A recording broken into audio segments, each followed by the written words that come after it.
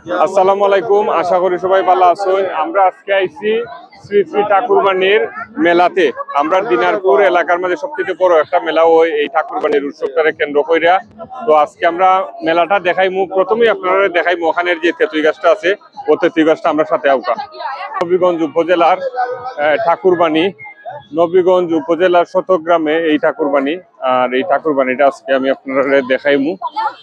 এর আগে একটা ভিডিও আমি দিছিলাম, অনেক মানুষ, প্রায় লক্ষ লক্ষ মানুষে দেখছেন, কমেন্ট করছেন। তো আজকে হইছে মেলা, ওই মেলার ভিডিওটা আজকে আমি আপনারা দেখাইমু।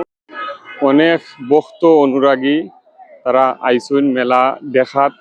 আর দেখুন ওদিকে আছে একটা পুকুর, আর আমরাও আইছি দেখাত, মেলা দেখাত। মেলার মাঝে আরো অনেক জিনিসপত্র উঠছে, এগুলো আপনারা দেখাইমু। তো প্রথমেই আমি দেখাইমু আপনারা ওখানের যে মেইন যে জিনিসটা তেঁতুই গাছ, তেঁতুই গাছটা দেখাইমু। আর ওই তেঁতুই গাছের কেন্দ্র করে কিন্তু এখানে মেলাও হয়।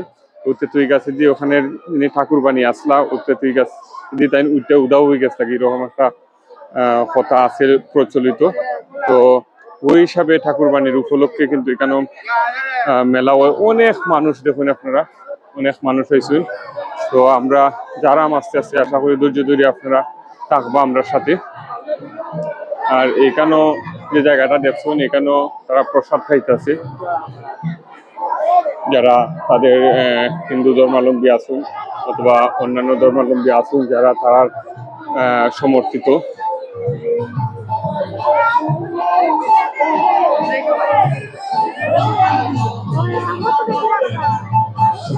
এখানেও কীর্তন চলে তারার।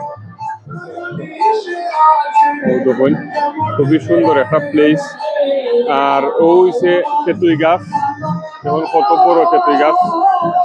ও তেঁতুই গাছটাও কেন্দ্র করে ওইখানে মেলা হয়, যে ঠাকুরবাণী আসলা। ও কথিত আছে যে ওই তেঁতুই গাছে যে উঠে তাই উদা হয়ে গেছে লাগে। এটা নিয়ে অনেক কথা আছে প্রচলিত, অনেক কথা আছে যারা তারা বিশ্বাস করুন। তো খুব সুন্দর এবং অনেক বড় একটা তেঁতুই গাছ, আপনারা দেখুন অনেক বড়। তেঁতুই গাছটা আমি আপনারা দেখাইবার চেষ্টা করলাম। আর পরবর্তীতে আরেকটা ভিডিওতে আমি দেখাইমু আপনারা মেলার ভিডিও, মেলার মধ্যে কি কি জিনিস হচ্ছে, বাচ্চারা খেলনা, দোলনা, নাগরদোলা, বাতাসা, খই, উকরা, বিভিন্ন জিনিস হচ্ছে, ওগুলো আপনারা দেখাইমু। আর ও দেখুন তেঁতুই গাছ, ধারণা করা হয় এশিয়ার মধ্যে সবচেয়ে বড় তেঁতুই গাছ এটা।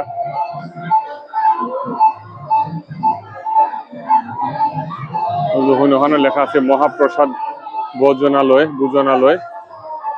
তো এই হইছে ঠাকুরবাণী মেলার তার বাড়ির যে দৃশ্যগুলা দেখাইলাম আপনারা, আশা করি আপনার ভালো লাগবে।